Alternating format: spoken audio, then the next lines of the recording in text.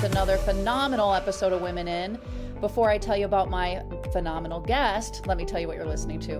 Women In is a podcast that celebrates women from all walks of life and the people who uplift them. Each episode features incredible voices from my world, sharing stories that spark inspiration, challenge the status quo, and remind us that empowering women empowers everyone. This is a bold, curious, and uncensored space where disruption is welcome, forward thinking is encouraged, and change is the goal. I am passionate about breaking down barriers, not just for us, but for the next generation. Whether our paths cross professionally or personally, these conversations matter. Let's dive in and celebrate the power of connection, growth, and the people who are shaping our world. The fabulous Frair. Did I pronounce that right, Kara? You did. Congratulations. Yay! I don't get to say that often. Kara is the founder of More Than a Skill, a Cleveland-based program helping youth athletes develop the mental strategies they need to perform and thrive on the field and in life.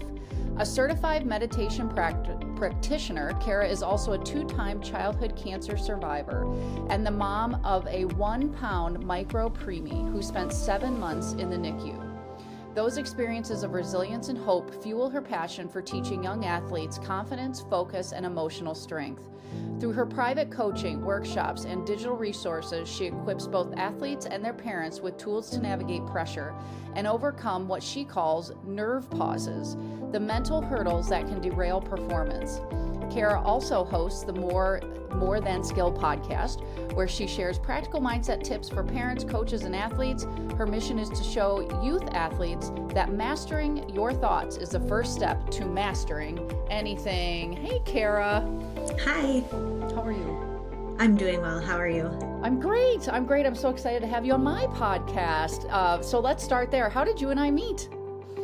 Yeah, so I found you, Tony, on this little platform for podcast guests, actually. I saw your profile come up and so interested by your background as GM of a professional men's hockey team, as I'm sure many people are intrigued. So I knew right away that I wanted to talk to you, and it's just so happy when you reached back out to me.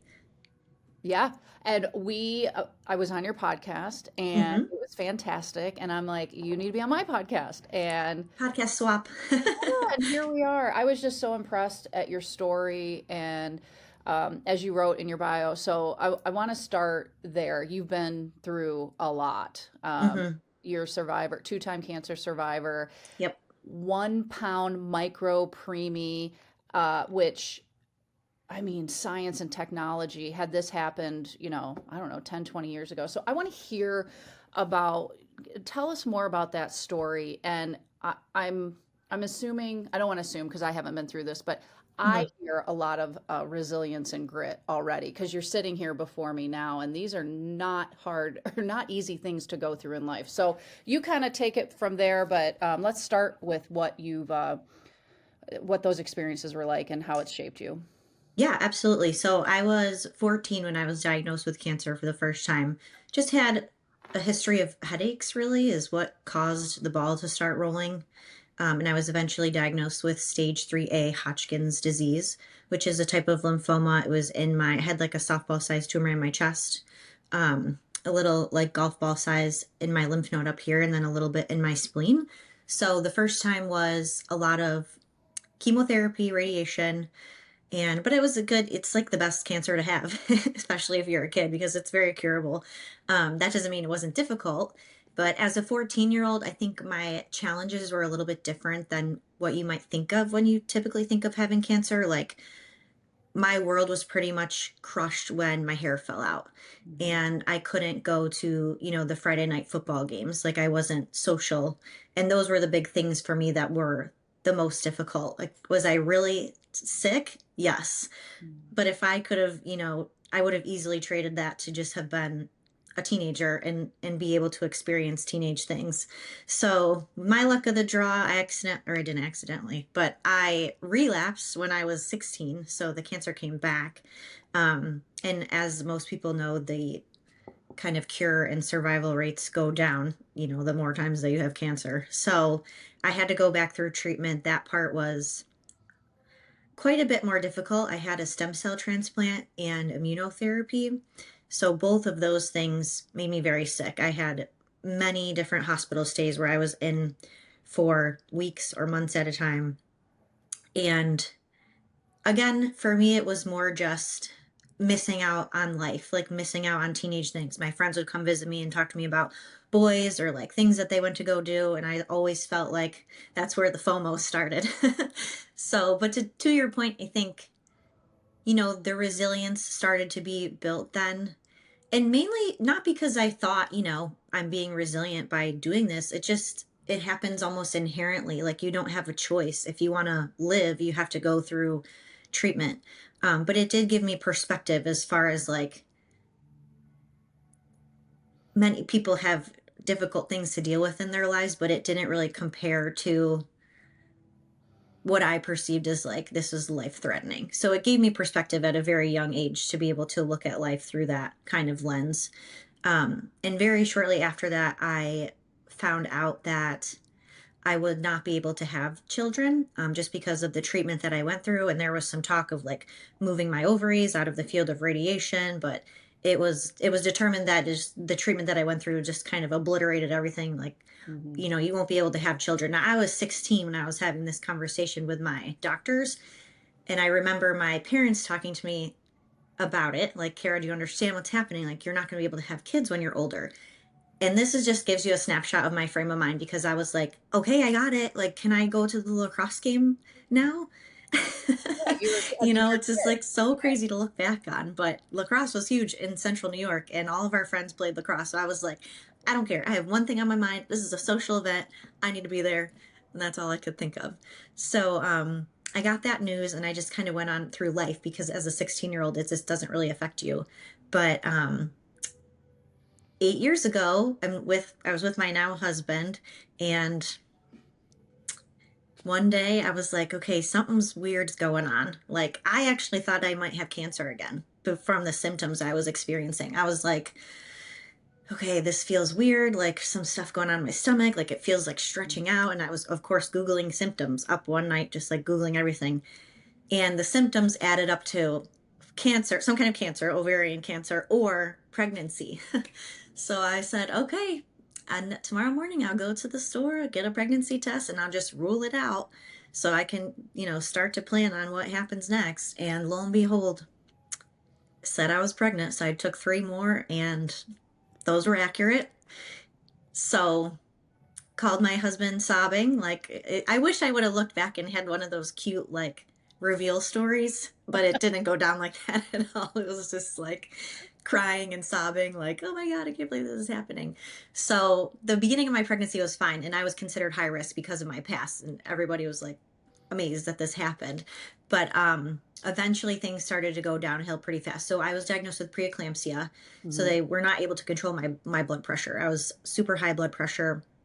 And eventually it got to the point where the meds weren't helping it anymore. So it was either like the only way to treat preeclampsia is birth. So at that point I was, 23, 24 weeks in the hospital, not able to control it. So eventually I needed emergency C-section.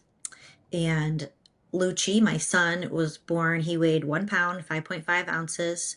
Um, Went straight to the NICU. I found out later on that he needed to be resuscitated, like right then and there, and fractured a couple of ribs on his way to the NICU. And we spent 7 months there, just holding our breath every single day, making sure that we were by his side and did what we could. But that was more of a test of resilience, I think, than my diagnosis of cancer, because I felt so helpless, not being a doctor or a nurse. So the only thing I could control were my own thoughts. And that's when I started, writing things down and journaling. And my husband would keep me in line. Like, we have to make sure we're thinking positively. We don't want to put negative things like out into the universe. And when that's the only thing you can control, that's what you do. Hmm. At one point, my son was not like urinating anymore. Like, they monitor urine output. And they eventually told us, like, we can't do a kidney transplant on 1 or 2 pound baby. If his kidneys don't work, like, he doesn't work, essentially, is what they were telling us. I was like, oh my gosh, that is a stressful thing to hear as a parent. that there's nothing left that they can do for your child. So I went home that night and I sat on the couch. I tell this story a lot. And I essentially manifested pee. Like I just sat on my couch. I was like, okay, pee. Like this kid's got to pee. They were giving him fluids after fluids after fluids, just trying to get it in his system and see if he could pee. And I'm like, okay, here we go. We got to get pee. I imagined it in my head. I saw it going out of my house, driving down the street, turning left, turning right on the highway, parking at the hospital, up the elevator, into the NICU, to his bed, like, this kid's got to pee. And the next morning, I was at the vet with my dog, and the nurse called me, like, your son peed. Yeah. Yeah. So that kind of sold me on the power of our thoughts. And the whole experience was just eye-opening and definitely the reason why I feel like I'm so resilient today. So that was the overall story for you. Okay, so how old's your son now? He is 8. 8 years old. I Mm-hmm. mean, it's such an incredible story. I too had preeclampsia with both my pregnancies, Oh, okay. but I was able to carry close to full term. I mean, well, Mm. Landon I carried to full term, but anyway, that's a whole other podcast. I had an emergency C-section, but with Chloe, she was a couple weeks early. She was smaller, but not micro-preemie and Mm.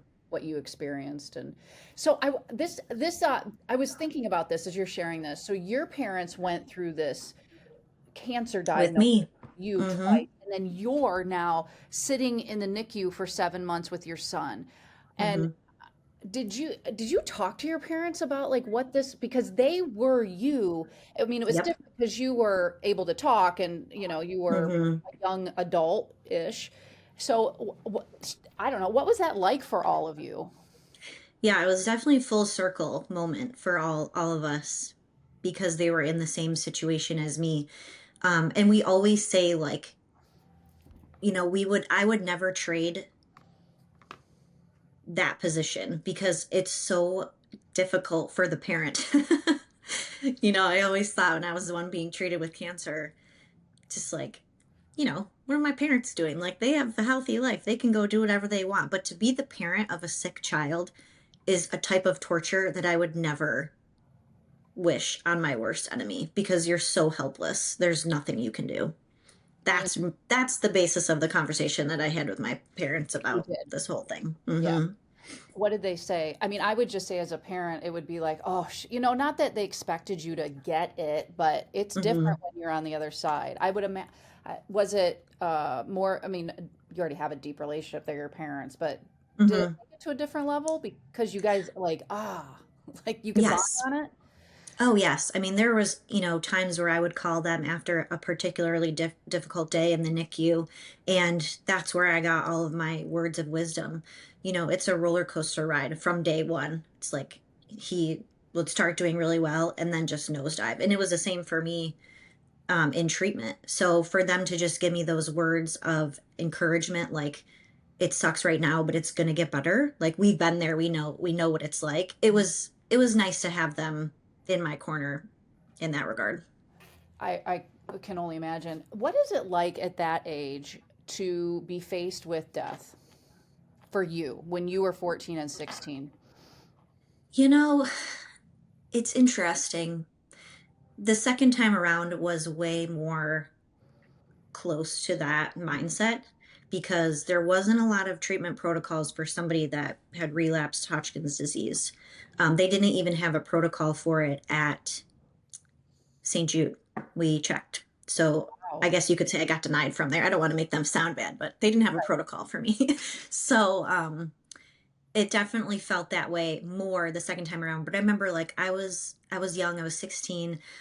Um, and it's almost like I hate to say it like this, but you make it so much more dramatic because you're a teenager, like everything is, about you. And I think it almost hurt me more in that way because you get so much attention Mhm. and everybody, wants to help. And I used to joke with my friends, like I played the cancer card all the time.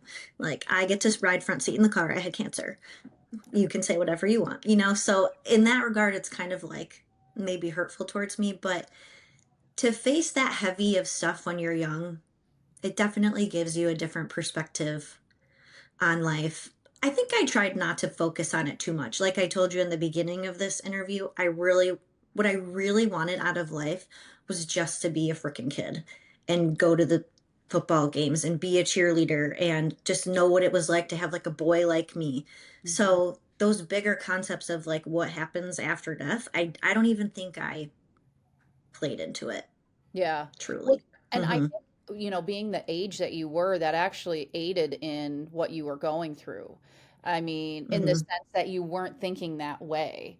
You were more like, I just want to do normal teenager things. Yes.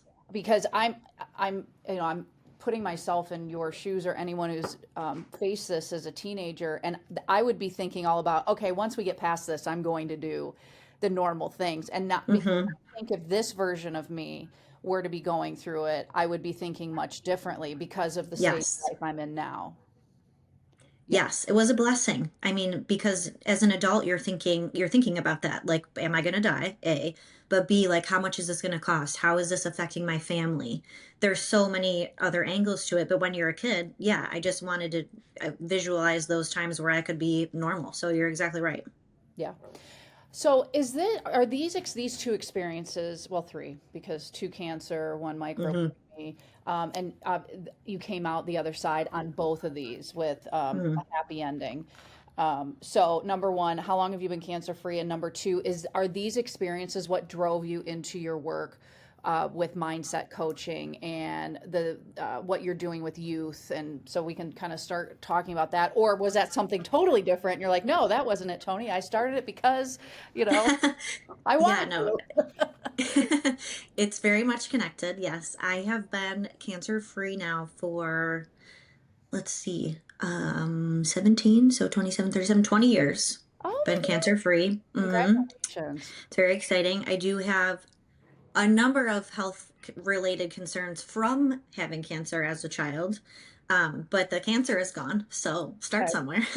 That's positive, And right? yes, yes. So my company today is very much based on my experiences with both of those situations. Mhm. I have been involved in cheerleading since I was about 7 years old. So I did that, and I was also competitive travel, did that for a while.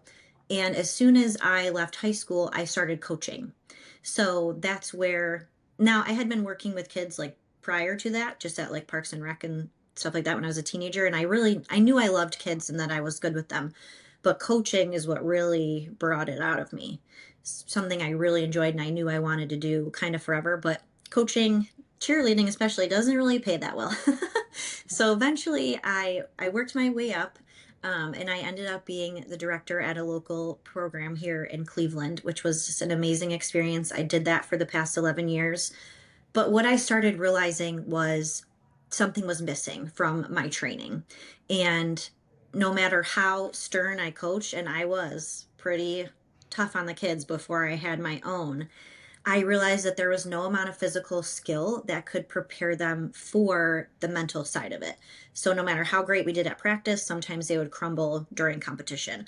Or no matter how prepared I thought they would start to have performance anxiety. Or no matter how conditioned I thought that they would go on stage and get gassed. So, it was a combination of putting together like my mindset rules that I had for myself when Lucci was in the NICU and how I knew it could help my athletes. And when it really took off was in the COVID pandemic Mm, because the effect that that had on those kids was yeah. just immeasurable. They were really hurting during that time. And when we couldn't meet in person, I knew that we had to start doing some kind of training outside of that. So this was all born of kind of that mixed bag of things. Yes, my experiences, but also what I found was missing from training, and it kind of all merged together. So now I just think that the mental side of any sport should be kind of the forefront. It should be the base of what we're doing. And I just have to even argue with people on TikTok sometimes like, did you guys know that there's mental performance coaches that professional athletes hire them, and sometimes some of them even have a full staff of mental performance coaches? So like why why are we not doing this for kids at, youth level?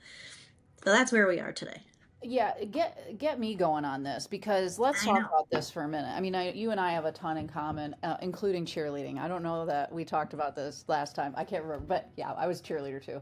Um, and it is a sport, everyone. And I always say that. So I'm pretty Yes. certain I said, yeah. But here's the thing: the brain is not fully developed till we're 25 years old. Yes. So, if anything, what Kara's doing is even more important for the youth than it is for these professional players. And I work in pro sports, and it's needed at pro sports level too. Mm-hmm. So I'm telling you, I am here to advocate, underline, yell from the rooftops. You're right. And some people on TikTok are just idiots. You're preaching to the choir. I totally agree. I think it's kind of crazy, that we're not, or that some coaches are not. It's wild to me, but also it took me a while to be aware of that fact. So I understand it. Yeah, yeah. Well, if people have a growth mindset and are curious instead of judgmental, then they can say, Hmm. okay, yeah, that makes sense. So have you, it sounds to me like, and correct me if I'm wrong, you've always been an entrepreneur. Pretty much. You could say that. I went to school for that. I have a degree in entrepreneurship. Not that that means much, but Sure. yes, it's And in my blood. My dad was an entrepreneur as well. So mine too. there Um, you go. yeah, and it's always been in my blood, but there was this fear that kind of held me back, and now I'm just beating the drum on I'm going to do both. So I'm going to work in Hmm. corporate America, and I'm going to be an entrepreneur, and I don't have to choose one or the other. So Love clearly, that. fear did not hold you back, like because being an entrepreneur, I mean, you it's hard to pipeline this stuff. Like when you're Hmm. having clients come and go, how have you navigated that with mindset? Well, it was when I just went full time with my business just this past summer, Okay, starting in June. awesome. So I had been kind of juggling both, but luckily I have a very supportive husband who takes care of us and our family and is supportive of me while this thing grows. So that's you. Yep. I couldn't be doing this without him. I have to say that. Yeah, no, But absolutely. part of it is holding myself accountable to the concepts that I teach. I'm always telling the athletes that I work with, your thoughts are creating your reality. And I have to be an example of that. So if I'm sitting here saying, this is difficult, I don't know if this is going to work, I don't know where the next purchase is going to come from or whatever it is, I'm living in lack. And I can't do that. I can't, not talk the talk and not walk the walk, right? So that's how I hold myself accountable when I have my clients do breath work every morning because I know the benefits of it. Well, I have to do the same thing. And that's what keeps me, I think, in line is just making sure that I'm holding myself to the same standard that I hold everybody that I work with. And for that reason, I know that it will work and I know that I'll be successful or continue to be successful. So, Yeah, yeah, absolutely. So in your bio, you talk about nerve pauses with young mhm, athletes. Dive into that. Tell more sure. about that. Define it for us and explain how Yes. you coach the mindset around that. Yeah, so the term nerve pause actually came from the cheerleading world. There's a term called mental block out there for cheerleaders and gymnasts. Um, People listening to this podcast would probably be most familiar with Simone Biles in the, I believe, 2018 Olympics, where she had to withdraw because of the twisties. Same thing. It's when these kinds of athletes are running full speed and hurling themselves into the ground and bounding and flipping into the air and their brain is like, hey, this is unsafe, we probably shouldn't do it anymore. So in our industry we call that a mental block, but I refrain from using that term because I think it's overused, and I also think that now it has a stigma attached to it that is negative. And it basically teaches kids like, it's not, they're scared of it. And so I wanted to kind of use a new term to describe what's really happening. So our brains are equipped with this really biological process where if there's a threat in front of us, we either go into fight, flight, or freeze. And that's exactly what's happening when this athlete is tumbling. Sometimes, not all the time, but they might get to a point where all of a sudden their brain is like, this is not safe, and it's not safe. but some kids have that fear response turned on and some kids don't have it turned on. So the way I describe it is it's a pause in the neural connections in your brain. Mm. That's where that term comes from. And now I use it across the board because I think of like a baseball player that's in a slump or a basketball player that can't hit a free throw. There's just like our brain is full of these neurons and neural pathways that sometimes they get like a little roadblock in them. And all it takes is a little bit of training and a little bit of regulation in the nervous system to be able to build that road again. Actually, I was just talking to a client the other night, just described she's an advanced tumbler. She's throwing doubles or specialty through to double on an elite team. And all of a sudden her body is like, maybe we shouldn't be doing this anymore. It's unsafe. So I explained that to her, like it used to be a super highway and the cars are just speeding down it. But now it's kind of made its way back to just a side street or maybe even like a brick road. So we have to figure out how we're going to build it back up to be that super highway again. And it's usually never physical. Like there are a lot of people that teach how to physically overcome a mental block, like inside of the gym, which I think is part of it and works. But I think if you're not working on the mental side and the regulation and the self-talk, it's going to be a lot more difficult. So that's where that term originates from. And now I use it across all sports because I think that it applies, especially with kids. They get fearful. They have fear of failure. They want to be perfect. They're trying to get the approval of parents and coaches and teammates. And there's a lot that goes into that. So that's the term that I use to try to get them to wrap their heads around it, basically. So what are some of the first, once they understand the terminology, and because there's no stigma attached, that in and of itself can be empowering.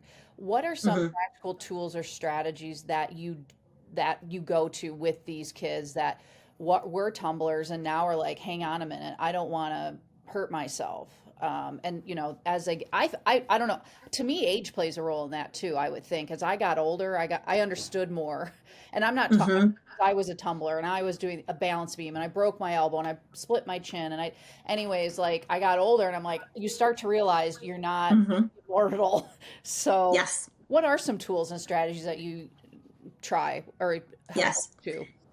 I will say age plays a huge role in it because we have lots of little kids that come in the gym and they're fearless, right? They just want to flip. But as you get older, like you say, you start to realize, okay, this isn't safe. So I do think that plays a role. I also think that the body changing plays a role, particularly in tumbling and gymnastics. When you're trying to flip over your body and all of a sudden it feels different and you have boobs and long legs and a butt and you can't flip yourself the same way, that will get inside of your head. So I do think those two things play a role. But 100%. the very first thing I do with anybody that I'm working with that's dealing with something like this is self awareness and monitoring your thoughts. So we do a little exercise where for the next whole week before I meet with them, they have to try and be more aware of everything that they're thinking. That's the basis of everything I teach. Because if we don't know what's going on in our head, there's no way for us to flip it.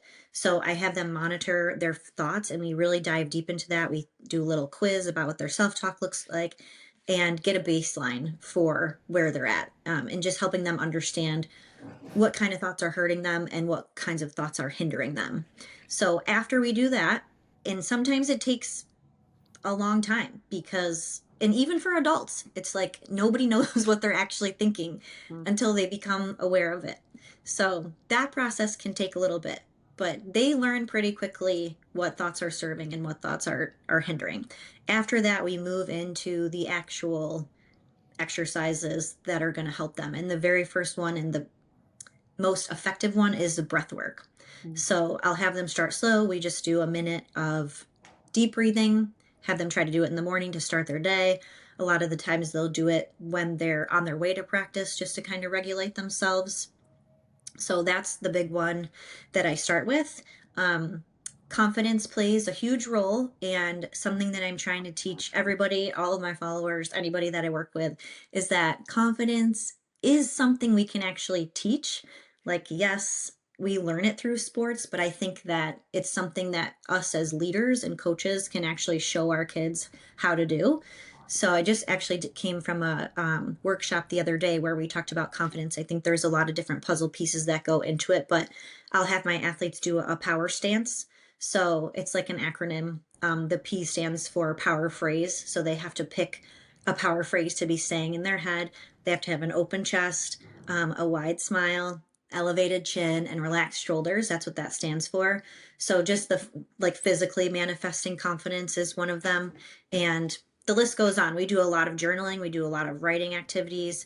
I'll ask them to write about what their season will look like when it's over. So I just did this with the client on Tuesday. Her homework is for the next week, you need to write down what your season looked like. How did you guys do at comp? Did you stay healthy? Did you gain any new skills?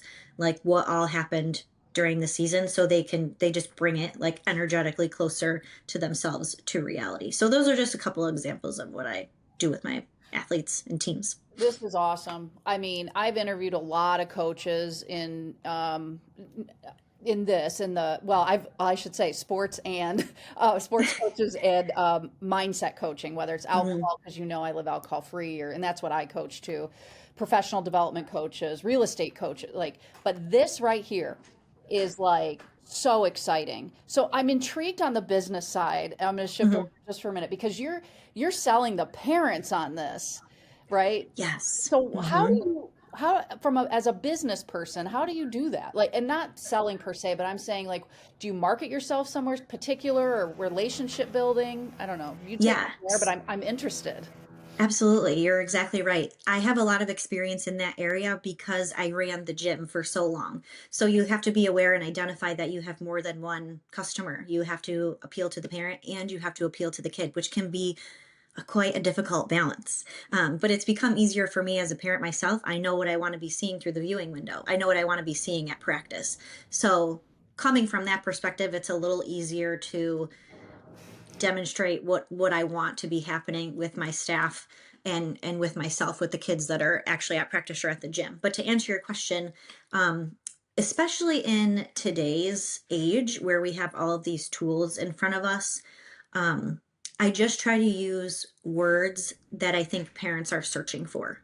So things like, um, how do I get my athlete to answer my questions, is a big one. Like I have a little freebie that I give away: 10 questions to ask your athlete after practice so you're not getting shoulder shrugs and eye rolls. They're just not sure how to communicate with their athlete. They're not sure how to take the pressure away from their athlete. So I join a lot of parent groups. Like I'm in a little cheer mom group and like moms of athletes groups. And I kind of try to see what they're talking about and how I can be helping with that.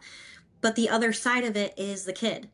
And I know that that can be powerful too, because when I worked in the gym, I always used to say, if you're having a blast here, go tell all your friends so that they want to join too. So I try to put stuff out on social media that I know will also resonate with them, and just try to, stay cool and hip. The other day I did my workshop and I accidentally said 6'7". You know about 6'7"? I learned, it's funny you bring that up. I learned about it this week. Yes. So I was saying something, I said 67 and they like lost their minds. This is a group of high school kids. And it was hilarious, but I also think it gave me some credibility that I knew like what it meant and then I kind of like went with it. So you have to stay up to date on that kind of stuff. And it is difficult to balance the parents and the athletes themselves, but just like anything else, you have to do your research and kind of be in tune to what parents are looking for. It's definitely easier as a parent. Those Facebook groups help me out a lot. So, Yeah, yeah. I try yeah. to be hip, Kara, and I'm failing. But my kids are all, my actual children are all adults, and and I'm not working with kids like you are. But Yeah, I learned about 6'7", and my staff, because they have kids, and they're telling me, and I'm like, I just like, what? I don't. What, I know. okay, Right. okay. Yeah, my 8-year-old comes home and does it all. Like we were working on math. Every single math question equals 67, or we're counting 1, 2, 3, 4, 5, 6, 7. He thinks it's hilarious. So whatever. I'm like, okay. So I want to switch gears a little bit. The name of the podcast is Women in dot dot dot. Mhm. And I named it that because originally I put the dots there on purpose, because originally I was just going to do women in sports because of being a minority in men's professional hockey and I want to lift women up. But I thought, no, this is bigger than that. It doesn't matter the industry. We women have a lot of different identities. And I wanted to have men on the podcast too. Because to your point earlier, like, you're an entrepreneur and your husband's a big part of your success. And Mhm. there's a lot of men in my life that were my mentors or allies or partners. And the word men is in women. So this is all about lifting each other up. With that in mind, how would you fill in those dots for you? How would you, women in what? Well, I thought a lot about this actually, but I think what I came to is women in youth sports, just because that's my background. But Yeah. also, the industry is growing so quickly. I looked at a report the other day just showing actually how many kids are involved in youth sports today, and the number is staggering. And now we have private equity involved in youth sports. Hmm. And I can't help but think that, women are going to play a huge role in this growing industry. And I think that it's going to be necessary, to be honest with you, especially with things like what we're doing with mindset. Kids have a lot of pressure on them these days with sports, and so few of them will go on to play in college and professionally that it kind of blows my mind how much pressure we do put on the kids in these young elite travel leagues.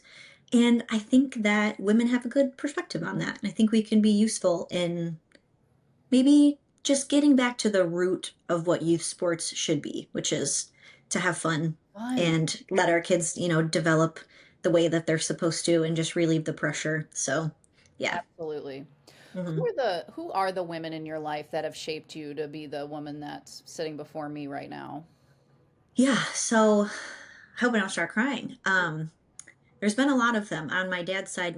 My grandmother, she was just the most selfless person. She really just taught me how to care for other people and not worry so much about yourself. And she was heavily involved in sports when she was younger as well. So maybe I get some of that from her, I like to think.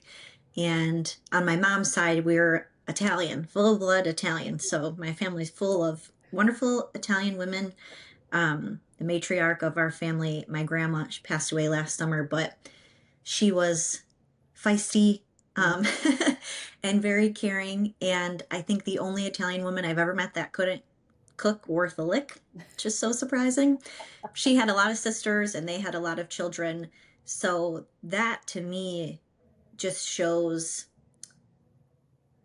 the heritage of women and knowing where you come from and holding on tight to that and holding on to your family traditions and your values. And I think my grandma was a good example of she was very accepting of the people in her family and our choices and our lifestyle. She was very unaccepting of things like feta cheese and onions, which is hilarious. Um, but yeah, those are the women I think of in my life that had an impact on me. My mom, so supportive.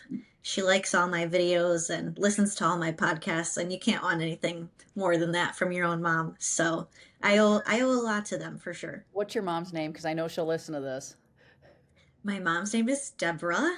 Hi, Deb. Hey, Deb. She gets called, well, we named her Gramtron by my son. So, That's hey, an awesome Gramtron. name.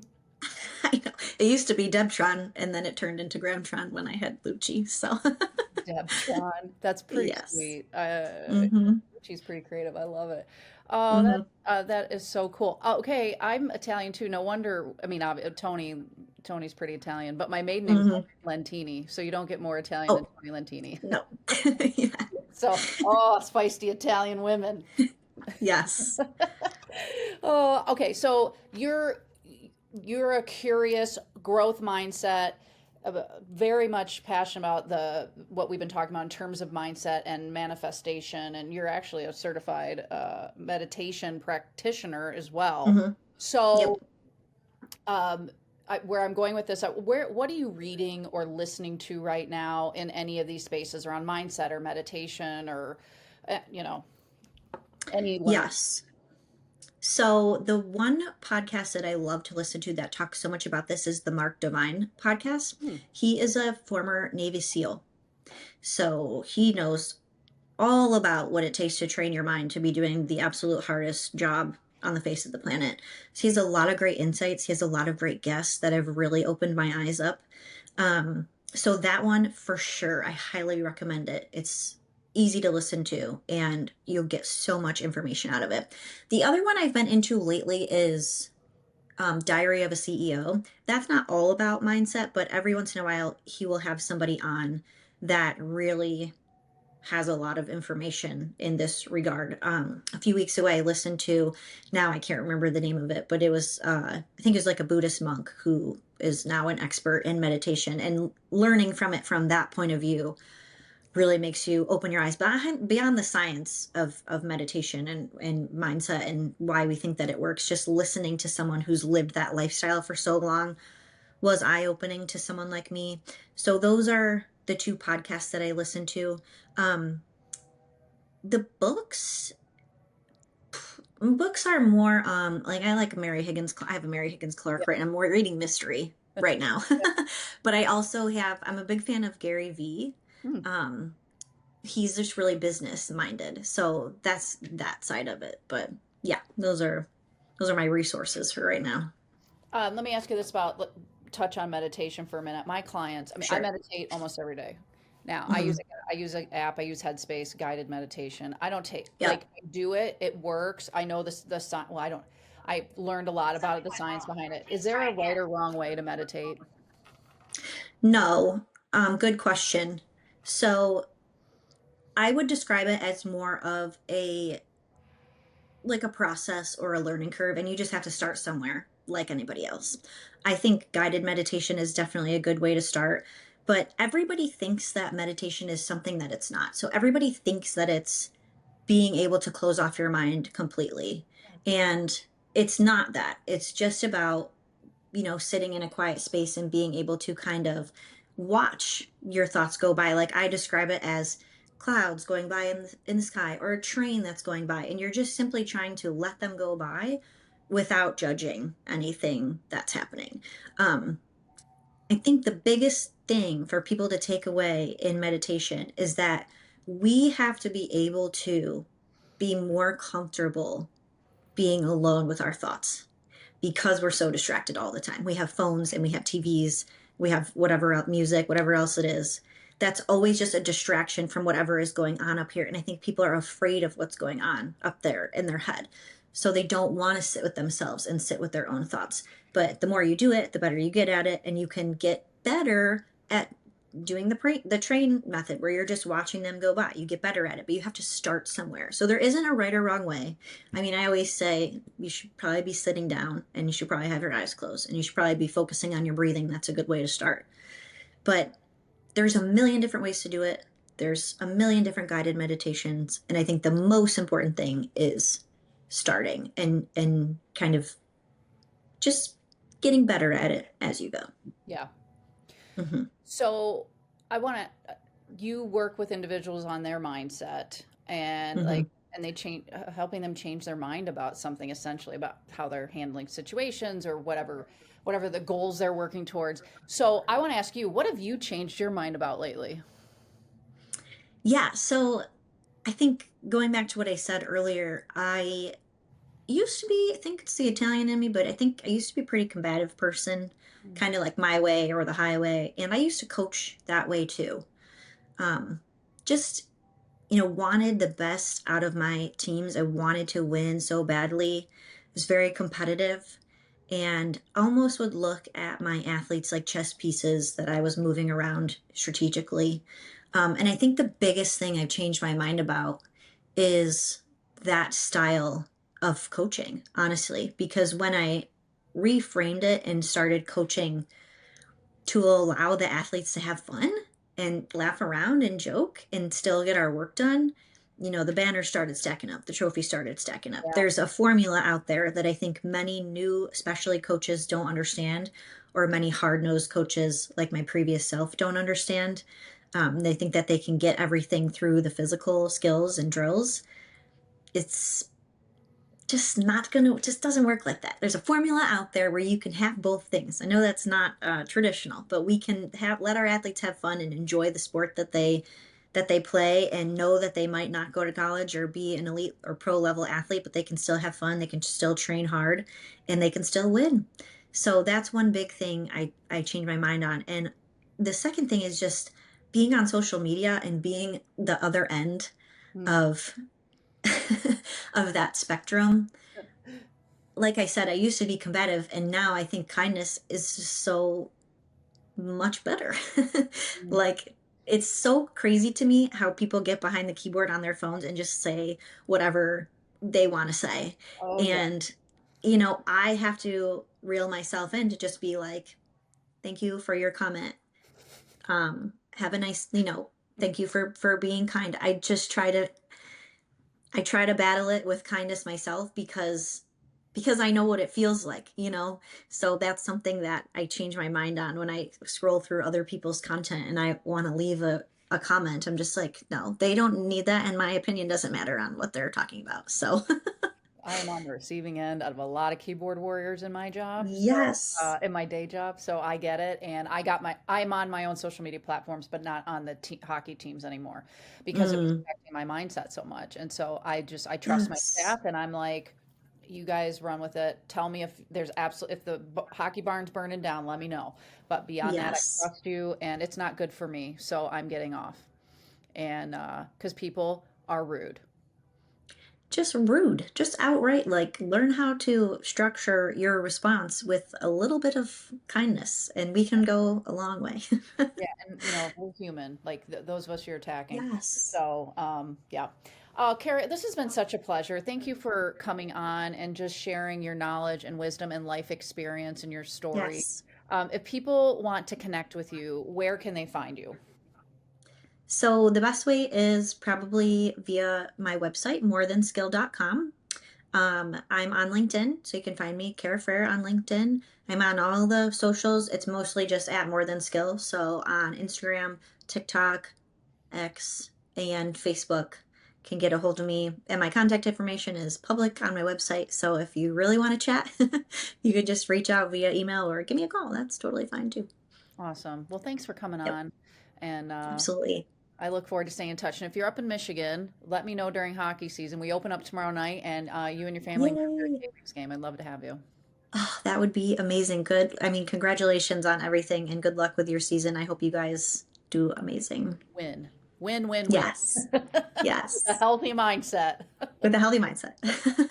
All right. If you all are looking to connect with me, the hockey side of my life is at kwings.com, and then everything else related to this podcast, my conference, Empower Her, that's coming back in March of 2026. My book is coming out next year. My TEDx, that's already out, but that's all at tonywill.com. And then my social platforms, Tony Lentini Will on LinkedIn, and Tony Will Official on Facebook, and Official Tony Will on Instagram. Just keeping everyone on their toes. So until next time.